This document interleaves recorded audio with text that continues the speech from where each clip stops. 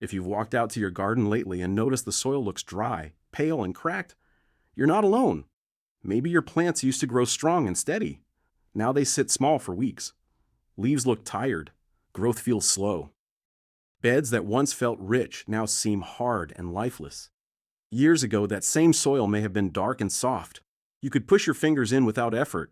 Worms were easy to find. Water soaked in gently.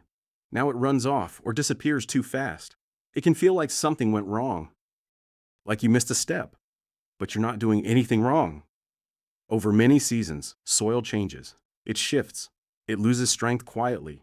I've watched this pattern again and again in gardens across different climates and different years. And I've also seen one simple, very gentle method slowly bring soil back to life, without digging it over. Before explaining why this worked, it helps to understand what dead soil really means. Soil does not truly die. It loses activity. It loses the tiny living things inside it that keep it soft and balanced. Fewer worms move through it. Fewer microbes break down old plant matter. Less organic material stays behind. When that happens, soil becomes tight, dry, hard to manage. It may look empty, but it is not ruined. It is just quiet. Many beginners believe they caused this. They think they watered wrong, or planted the wrong crop, or chose the wrong fertilizer. But most of the time, soil simply needs rest and protection. Think of it like a sponge left in the sun. It becomes stiff. But once it is slowly cared for again, it can soften. Soil is similar.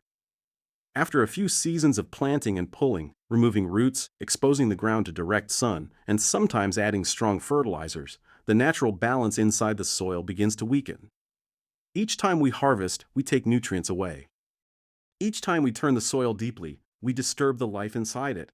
When bare soil sits under hot sun, especially in warmer climates, moisture escapes quickly. In colder regions, heavy rains and frost can press soil down and make it compact.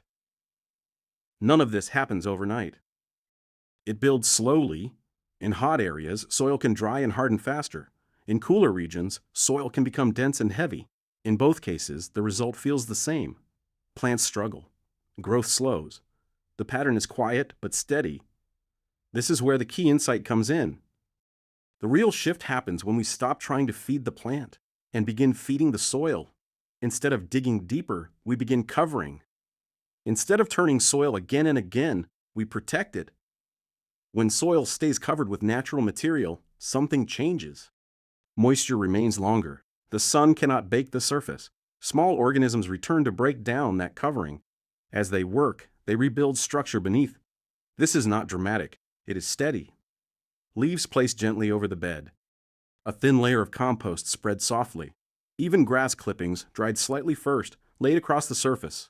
These simple coverings act like a blanket. Under that blanket, soil rests. It rebuilds. There is no need to dig it in deeply. In fact, leaving it on top works better. Over time, nature pulls it down. This approach may feel too simple, but I have seen it bring life back slowly across many seasons. Doing less can help more because soil life rebuilds best when left mostly undisturbed. When we dig constantly, we interrupt that rebuilding process. Tiny tunnels collapse. Moisture escapes faster. For seniors especially, this is good news. You do not need to bend often. You do not need to lift heavy bags every week. A gentle layer added once in a while is enough. Your back stays safer. Your energy stays steady. Now there is one common mistake that quietly keeps soil weak. It often comes from good intention.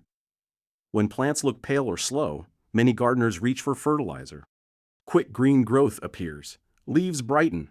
But that fast growth can sometimes pull more nutrients from already tired soil. Over time, the soil becomes more dependent on added fertilizer and less active on its own.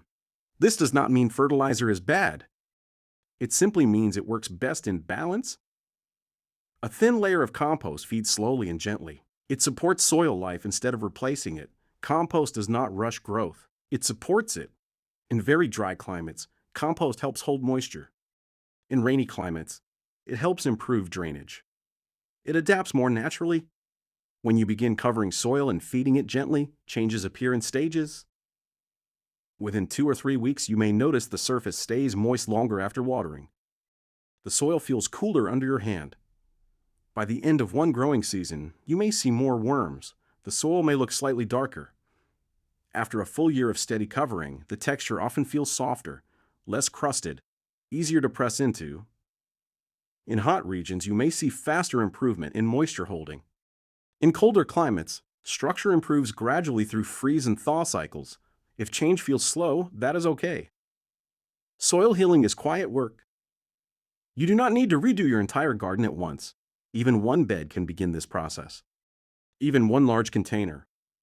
Clear weeds gently, water lightly, lay a soft layer of natural covering on top. Then step back. Let time do most of the work. Observe more than you interfere. If you're unsure about your soil, you might pause and think about how it feels in your hands. Is it sandy and loose? Is it heavy like clay?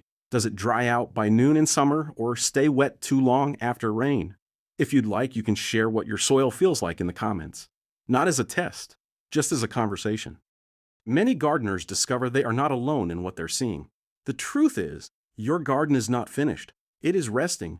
Soil has cycles, just like seasons. Some years it produces heavily. Some years it rebuilds quietly. You are not behind. You are not late. With gentle covering and patient observation, soil slowly wakes up again, not overnight, but steadily. Do less, protect more. Let the soil come back to life. And in time, you may find that the simplest change made the biggest difference.